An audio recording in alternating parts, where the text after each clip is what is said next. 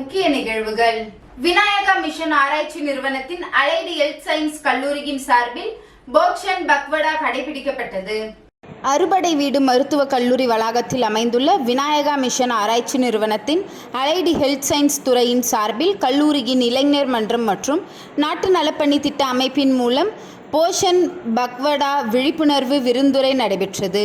இந்நிகழ்ச்சி பல்கலைக்கழகத்தின் வேந்தர் டாக்டர் கணேசன் அவர்களின் வழிகாட்டுதலின்படி கல்லூரியின் டீன் மற்றும் பேராசிரியர் டாக்டர் செந்தில்குமார் அவர்களின் அறிவுறுத்தலின்படி கல்லூரியின் இயக்குனர் பேராசிரியர் ஆண்ட்ரூ ஜான் முன்னிலை வகித்தார்.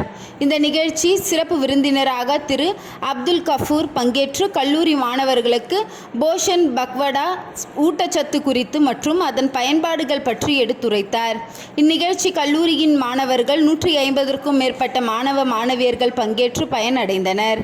இந்நிகழ்ச்சிக்கான ஏற்பாட்டினை கல்லூரியின் நிர்வாக அதிகாரி சந்துரு மற்றும் கல்லூரியின் நாட்டு நலப்பணி திட்ட அமைப்பு ஒருங்கிணைப்பாளர்கள் கோவரத்ன விஷ்ணு, ஜெயசூர்யா மற்றும் கல்லூரியின் இளைஞர் மன்ற ஒருங்கிணைப்பாளர் ஸ்ரீ ஸ்ருதி, கல்லூரியின் பொது சுகாதாரத்துறை உதவி பேராசிரியர் சரண்யா மற்றும் கல்லூரியின் மாணவ மாணவியர்கள் செய்திருந்தனர்.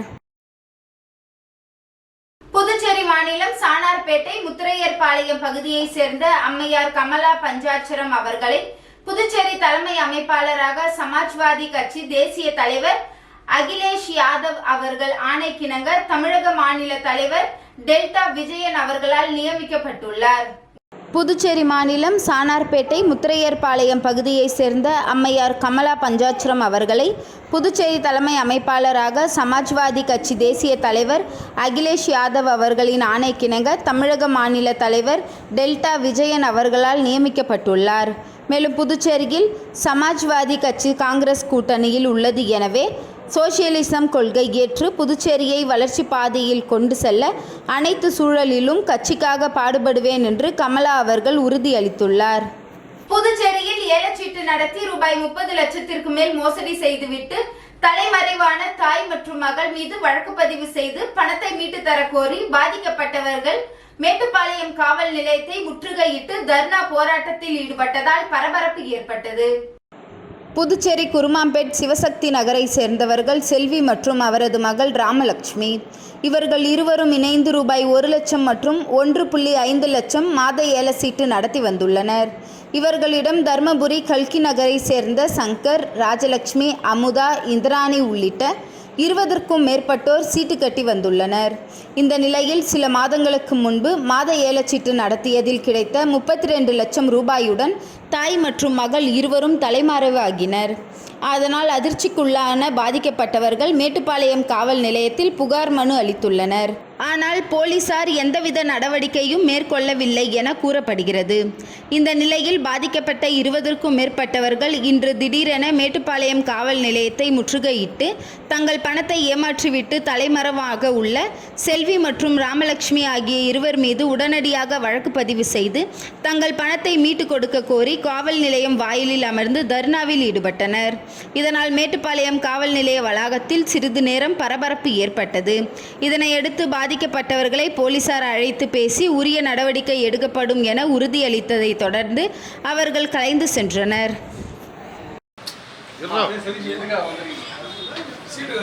மீன் குண்டா தூக்கி நான் ஆம்பளை கூட எல்லாம் கஷ்டப்பட்டேன்ப்பா. நான் வெயில் கால் வலி மழங்க வந்து ஊந்து கையை உடச்சிக்கணும். நான் ரோல் பட்டப்பா விட்டு சீட்டு பந்த கட்டிட்டு கொடுக்குறேன் போயிட்டாப்பா. சீட்டு எடுக்க கூடாது.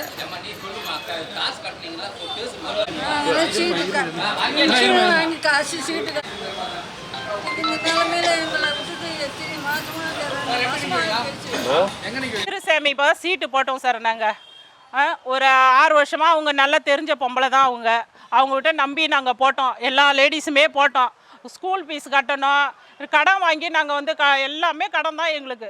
அதை வட்டி கட்ட முடியாமல் நாங்கள் அவசரப்பட்டோம். சீட்டு எடுக்க போனால் நீ அடுத்த மாதம் எடுத்துக்கோ, இந்த மாதம் எடுக்காத, தள்ளி போகுது, 4 பேரை கூட்டு வச்சு அதிகமாக போகிற மாதிரி ஏற்றி விட்டு அட்டகாசம் பண்ணின்னு இருந்துச்சு. அப்போயே எங்களுக்கு டவுட் வந்துச்சு. கேட்டால் சத்தியம் பண்ணிச்சு அந்த பொம்பளை.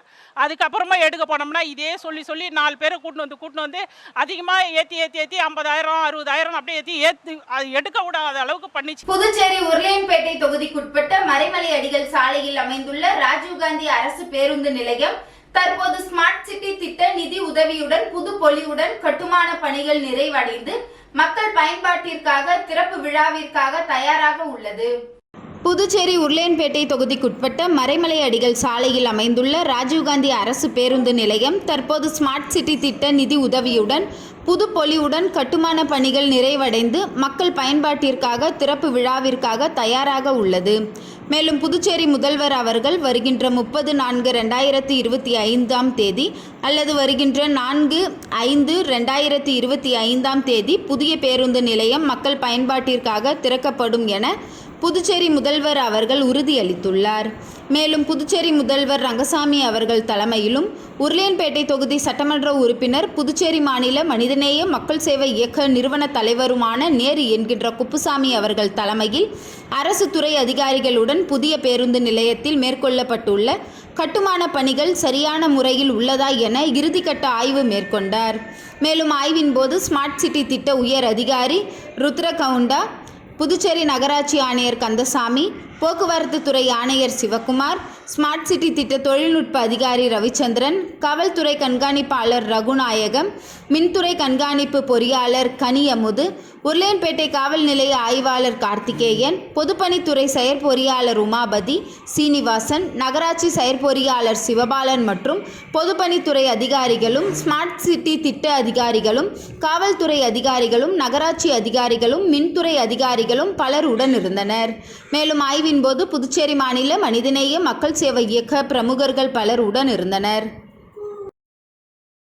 சமூக வலைதளங்களில் பெண்களின் புகைப்படத்தை திருடி கால் கேர்ளாக சித்தரித்து QR கோடு மூலம் பணம் பறித்த தென்காசி இளைஞரை சைபர் கிரைம் போலீசார் கைது செய்தனர். புதுச்சேரியை சேர்ந்த ஒருவர் தனது மனைவியின் போட்டோவை ஆபாசமாக சித்தரிக்கப்பட்டு ஃபேஸ்புக் வலைதளங்களில் கால் கேர்ள் என்று பரவி வருவதாக புதுச்சேரி இணையவழி குற்றப்பிரிவு காவல் நிலையத்தில் புகார் அளித்தார். அந்த புகாரின் அடிப்படையில் ஆய்வாளர் தியாகராஜன் வழக்கு பதிந்து விசாரணை மேற்கொண்டார். அப்போது சமூக வலைதளங்களுக்கு பரவி வரும் புகைப்படத்தை நுண்ணறிவு கருவிகளை பயன்படுத்தி பகிர்ந்தவரின் விவரங்களை சேகரித்தனர். அதில் ஃபேஸ்புக் ஐடி உருவாக்கி தனது புகைப்படத்தை மார்பிங் செய்து பதிவிட்டு இருப்பதும் அந்த நபர் தென்காசியை சேர்ந்த மனோகர் என்பதையும் கண்டறிந்தனர்.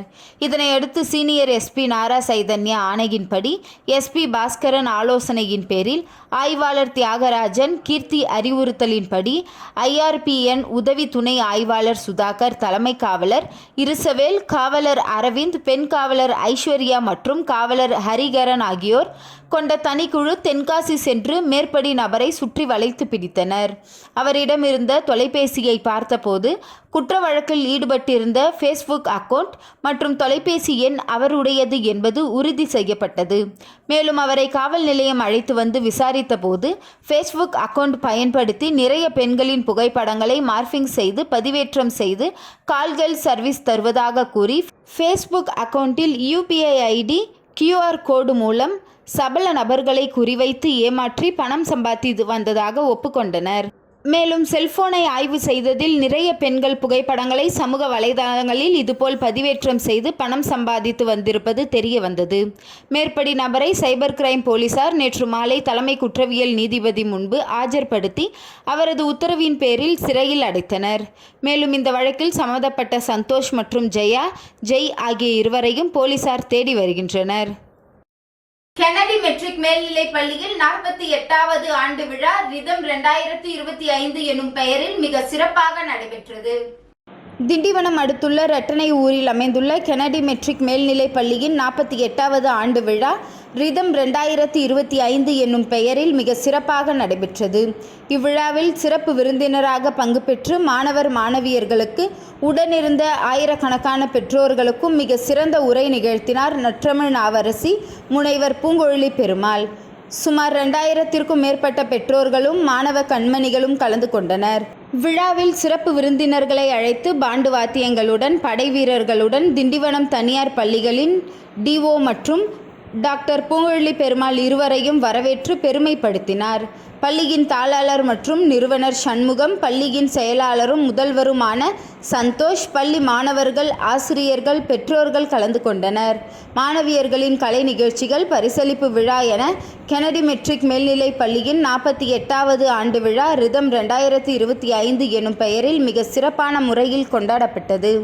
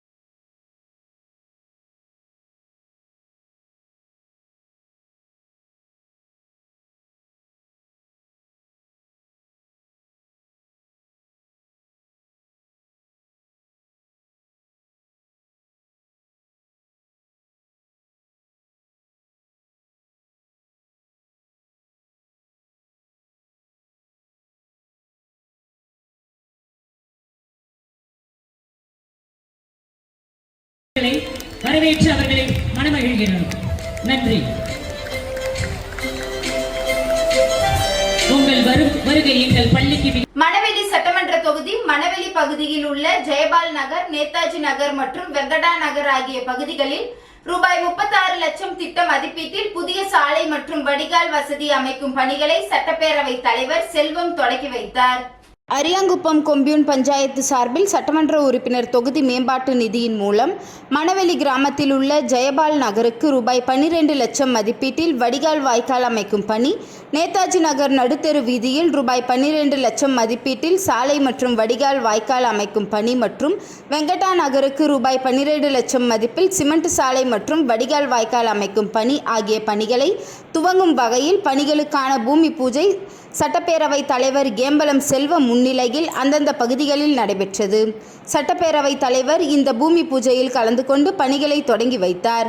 இந்த நிகழ்ச்சியில் அரியாங்குப்பம் கொம்யூன் பஞ்சாயத்து ஆணையர் ரமேஷ், உதவி பொறியாளர் நாகராஜன், இளநிலை பொறியாளர் சுரேஷ் மற்றும் அப்பகுதி முக்கிய பிரமுகர்கள் காமராஜ், தனுஷ், NSK செழியன், SVS குமரன், தங்கதுரை, சித்ரா, சாந்தி மற்றும் ஏராளமான பெண்கள் உட்பட பொதுமக்கள் கலந்து கொண்டனர்.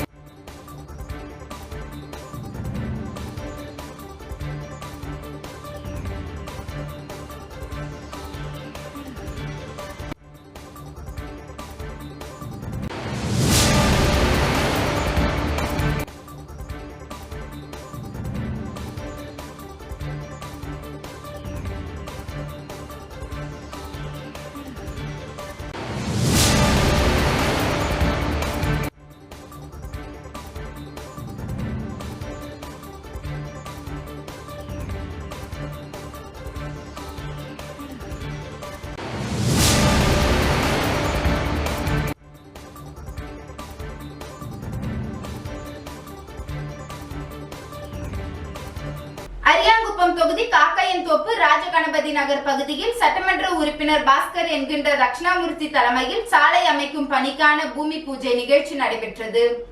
அரியாங்குப்பம் கொம்யூன் பஞ்சாயத்து சார்பில் அரியாங்குப்பம் தொகுதிக்குட்பட்ட காக்காயன்தோப்பு ராஜகணபதி நகர் 2வது குறுக்கு வீதி சட்டமன்ற உறுப்பினர் தொகுதி மேம்பாட்டு நிதியின் மூலம் ரூபாய் 16,85,000 செலவில் சிமெண்ட் சாலை மற்றும் வடிகால் வாய்க்கால் அமைக்கும் பணிகளை சட்டமன்ற உறுப்பினர் பாஸ்கர் என்கின்ற தட்சிணாமூர்த்தி பூமி பூஜை செய்து பணியினை தொடங்கி வைத்தார். மேலும் இந்த நிகழ்ச்சியில் ஆணையர் ரமேஷ், உதவி பொறியாளர் நாகராஜ், இளநிலை பொறியாளர் சுரேஷ் மற்றும் அப்பகுதி NR காங்கிரஸ் நிர்வாகிகள், பொறுப்பாளர்கள் பலர் கலந்து கொண்டனர்.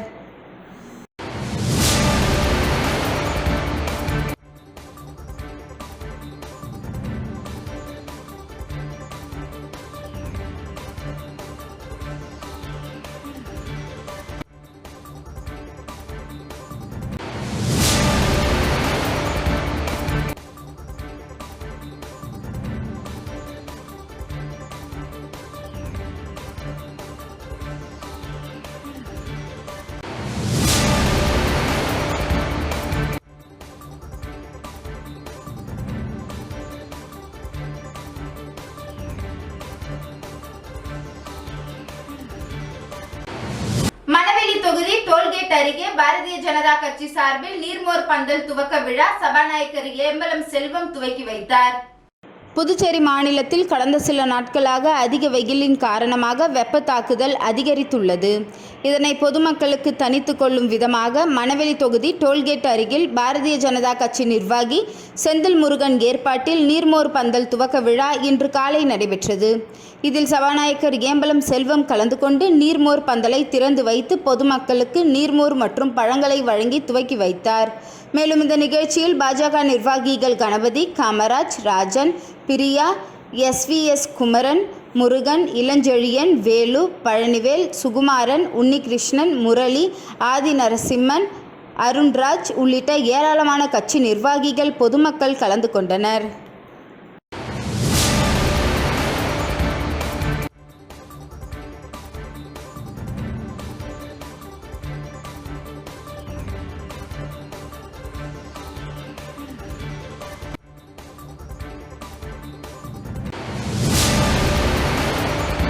புதுச்சேரி பிரதேச காங்கிரஸ் கமிட்டி வில்லியனூர் சட்டமன்ற தொகுதி சார்பாக பாபா சாஹிப் டாக்டர் அம்பேத்கர் அவர்களின் 134வது பிறந்த நாள் விழா பொதுக்கூட்டம் நடைபெற்றது. புதுச்சேரி மாநிலம் வில்லியனூர் சட்டமன்ற தொகுதிக்குட்பட்ட டாக்டர் அம்பேத்கர் நகர் பகுதியில் புதுச்சேரி பிரதேச காங்கிரஸ் கமிட்டி வில்லியனூர் தொகுதி சார்பாக சட்ட மாமேதை டாக்டர் அம்பேத்கரின் 134வது பிறந்தநாள் விழாவை முன்னிட்டு காங்கிரஸ் மாநில சிறுபான்மை பிரிவு தலைவர் முகமது ஹசன் தலைமையில் பொதுக்கூட்டம் நடைபெற்றது. இந்நிகழ்ச்சிக்கு தலைவர் கனகு சுப்ராயன், பாஸ்கர், ராமச்சந்திரன், தனஞ்சயன், இலியாஸ் ஆகியோர் முன்னிலை வகித்தனர். லக்ஷ்மணன் வரவேற்புரை வழங்கினார். இதில் சிறப்பு அழைப்பாளராக புதுச்சேரி பிரதேச காங்கிரஸ் கமிட்டி தலைவர் வைத்திலிங்கம் எம்பி, முன்னாள் முதல்வர் நாராயணசாமி, முன்னாள் அமைச்சர் கந்தசாமி, முன்னாள் சட்டமன்ற உறுப்பினர் அனந்தராமன், செயற்குழு உறுப்பினர்கள் விஜயலட்சுமி ஜெயமூர்த்தி, மாநில செயலாளர் ரகுபதி உள்ளிட்ட ஏராளமானோர் கலந்து கொண்டு சிறப்புரையாற்றினர். மேலும் இந்நிகழ்ச்சியில் காங்கிரஸ் கட்சி பொதுச் செயலாளர் அப்துல் ரகுமான், மகளிர் காங்கிரஸ் தலைவி நிஷா, எஸ்சி பிரிவு மாநில தலைவர் ஜெயபாலன், செயலாளர் நாகசத்யா உட்பட தொகுதி காங்கிரஸ் நிர்வாகிகள், மகளிர் அணியினர் உட்பட ஏராளமானோர் கலந்து கொண்டனர். இந்நிகழ்ச்சியில் தலைவர் வைத்திலிங்கம் எம்பி, முன்னாள் முதல்வர் நாராயணசாமி பேசுகையில் அம்பேத்கரின் வாழ்க்கை வரலாற்றையும் அவர் ஏழைகளுக்கு இயற்றியுள்ள சட்டங்களையும் பொதுமக்களிடம் விரிவாக எடுத்து கூறினார். விழாவிற்கான ஏற்பாடுகளை காந்தி, பார்த்திபன், ராஜேந்திரன், பூபாலன், அந்தோணிசாமி, லக்ஷ்மணன், குமாரவேல், இலியாஸ் ஆகியோர் வெகு சிறப்பான முறையில் செய்திருந்தனர். பாரதிய ஜனதா கட்சியார் பொறுக்க முடியாத அளவிற்கு தளத்தில இருந்து யாராவது காப்பாற்ற மாட்டார்களா என்று சொல்லி அந்த பேரை பார்த்தாவே பிடிக்கல. நீங்க கும்பிடாத சாமி உண்டா? மாரியம்மனை கும்பிட்டிருப்பீங்க. பதிவு செய்திருக்கிறார்கள். அவர்களுக்கு இந்த நேரத்தில் நெஞ்சார்ந்த நன்றியை தெரிவித்துக் கொள்கிறோம். வருகின்ற சட்டமன்ற தேர்தலில் இந்தியா கூட்டணி தொகுதிக்குட்பட்ட பிள்ளையார்குப்பம் கன்னியம்மன் கோவில் தெருவிற்கு கருங்கல் சாலை அமைக்கும் பணிக்கான பூமி பூஜை அமைச்சர் சாய்ஜே சரவணகுமார் தலைமையில் நடைபெற்றது. ஊசுடு சட்டமன்ற தொகுதிக்குட்பட்ட பிள்ளையார்குப்பம் கன்னியம்மன் கோவில் தெருவிற்கு கருங்கல் சாலை அமைக்கும் பணிக்கான பூமி பூஜை ரூபாய் 7,55,000 மதிப்பீட்டில் சாலை அமைக்கப்படுகிறது. அதற்கான பூமி பூஜை நிகழ்ச்சி நேற்று நடைபெற்றது. இதில் அமைச்சர் சாய்ஜே சரவணகுமார் கலந்து கொண்டு விழாவிற்கு தலைமை தாங்கி பூமி பூஜை செய்து பணியினை துவக்கி வைத்தார். இந்நிகழ்ச்சியில் இளநிலை பொறியாளர் பிரதீப்குமார் மற்றும் பாஜக தொகுதி ஒருங்கிணைப்பாளர் சாய் ஜே தியாகராஜன், தொகுதி தலைவர் முத்தாலு முரளி, தொகுதி தலைவி மல்லிகா, இளைஞர் அணி உலகநாதன், கட்சி நிர்வாகிகள் ஆறுபடையப்பா, ஆனந்த், வினோத், மோகன், சாலை பொறுப்பாளர்கள் கருணாகரன் உட்பட பாஜக முக்கிய நிர்வாகிகள், ஊர் பொதுமக்கள் பலர் கலந்து கொண்டனர்.